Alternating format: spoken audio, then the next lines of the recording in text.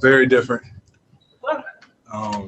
But still, really good teams then, really good teams now. It's all about competing, as we always say. It'll be a fun matchup to play and hopefully a fun one to watch. And it's nice to have the caveat of not having to play back-to-backs at all. Yeah, I guess that helps. But even whenever we did do that, we're still expected to win. We still put ourselves in a position to win. I think these games mean a little bit more now, so there'll be a lot more emphasis and a lot more detail that goes into it. Ira Winderman.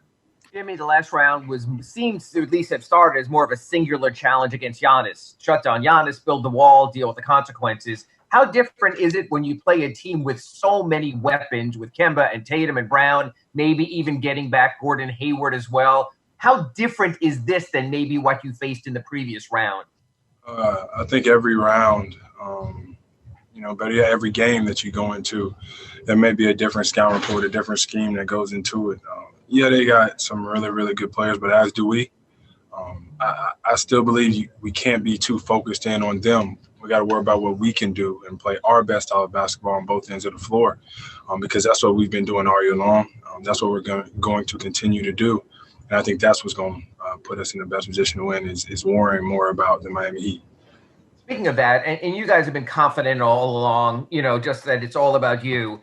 When you are this close to something, to get to the biggest stage in the NBA Finals, 8 wins from a championship, has that sort of been heightened as far as you as what the stakes are in this moment? Thank you. No, not at all. We take it a day at a time right now, but we damn sure have to take it a game at a time. You can't get too far ahead and thinking, 4 more we're on to this, 8 more we're on to that. We got to get the first one, then we got to get the second one. So right now we're just worried about today, we'll worry about tomorrow when it gets here, and then worry about game 1 when that gets here. Tim Reynolds. Jimmy, there's always this perception that as the games get deeper, as the rounds change, the games get different somehow. Do you find, is there much of a difference between, and the way you play the game, is there much of a difference between playoffs and regular season? I mean, obviously the stakes are higher, but does it change much else? Not really. I think that I speak for myself and my teammates whenever I say we go about everything the same way every day anyway. We don't go into no game expecting to lose. We always want to win. Obviously, it doesn't go like that. Can't make shots every night, but there are certain things that you can control: rebounding, limiting turnovers, guarding. So we're going to go into this the same way we go in every other game, which makes me happy because I know that we're coming to compete. We're bringing that dog mentality. And I know that when it starts, obviously, it'll probably be every other day. At least we know the first 3 games will be every other day. But you guys have gotten used to this start, stop stuff. Does that even seem like a factor that you guys will be off another week before you get going for real? We don't even think about it. We're make sure our body's right, our minds are in the right place, and that we're getting ready to play our best basketball. So, we play a game, recover, study it, be better, play another game.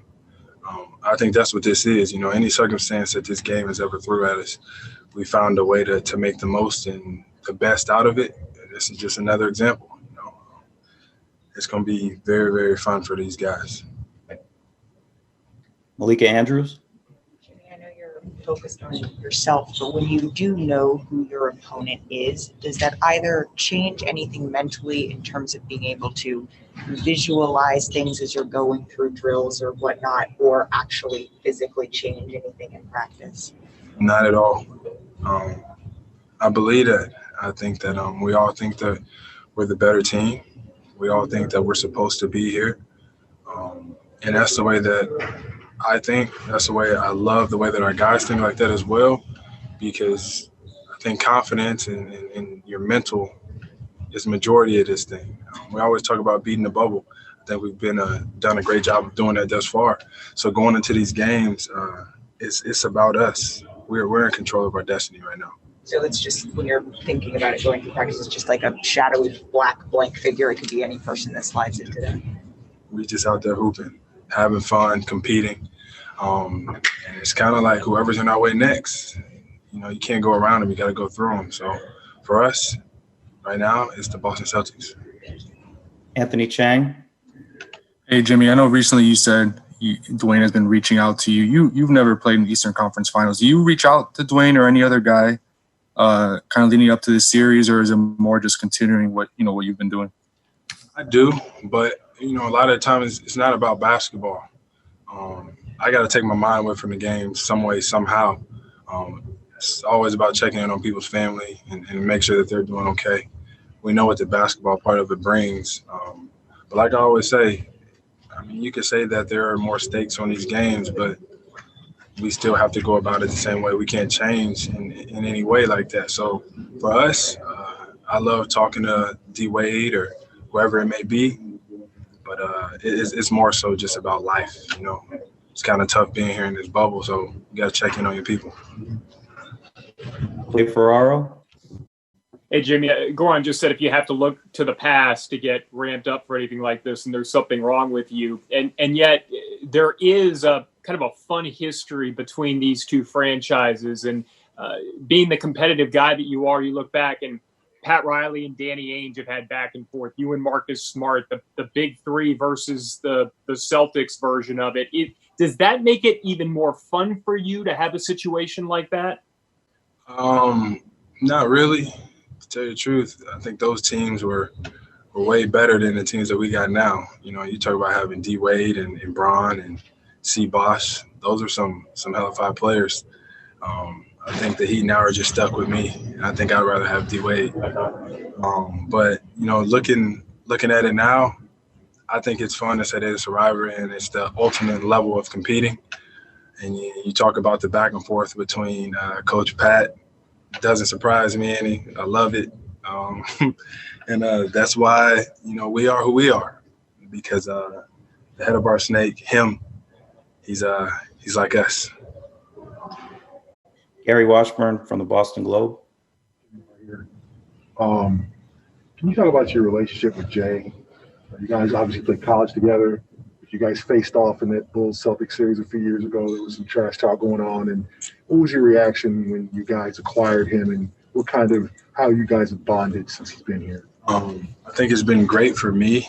It's been great for this team to have somebody that has been here before, talking about the Eastern Conference Finals, and a winner at that, man. He's super talented. He does whatever you ask him to do, never complains, and he always has a smile on his face. I think he's definitely key in what we've been doing, what we're trying to do, and I'm fortunate to be able to play with him at a college level. He was a college type of pro then when he went about it the right way. Obviously, Big East Player of the Year, so he was doing something right.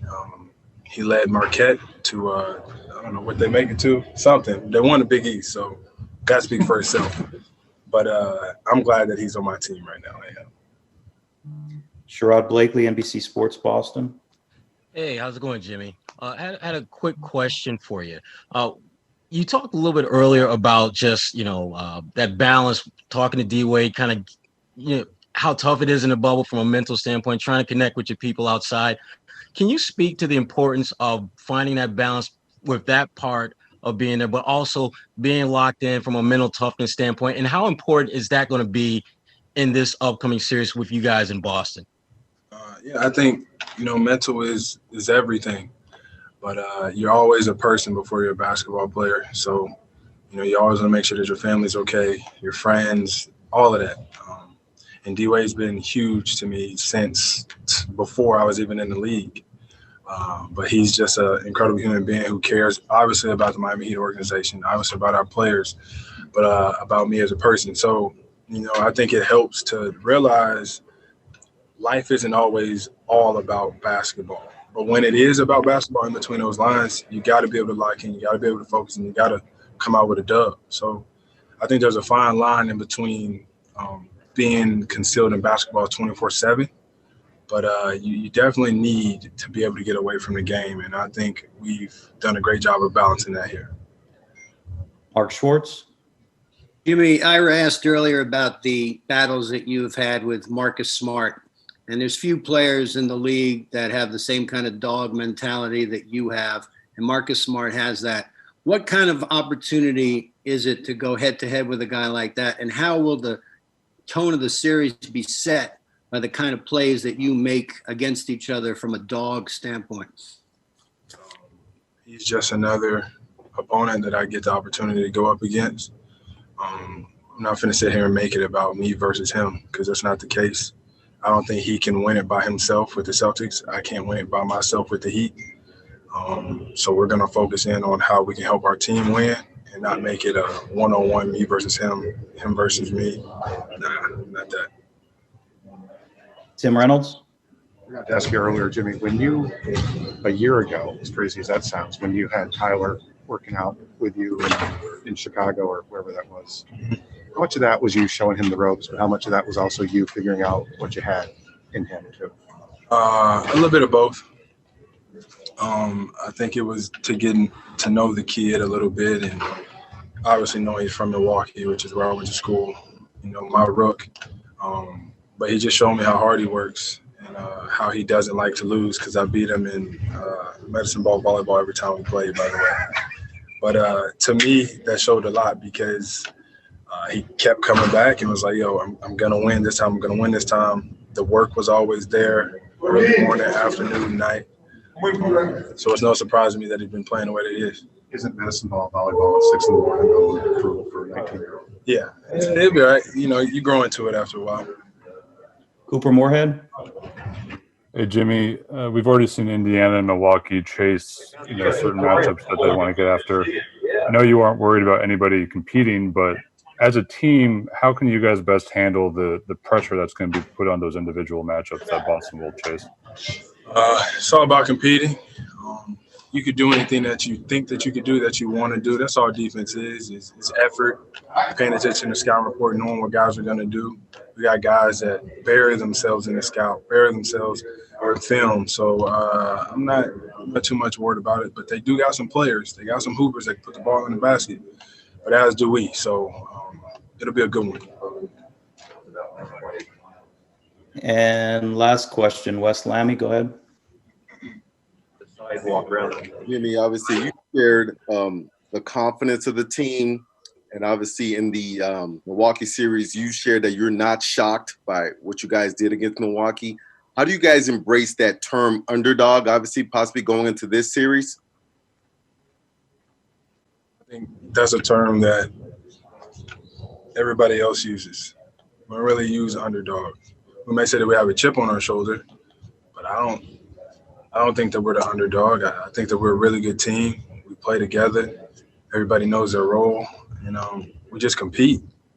That's what we're just competitors. So we're not embracing underdogs. Like, I think we're supposed to be here. That's how we think of it. And to me, to us, that's all that matters. We're not underdogs. We're competitors.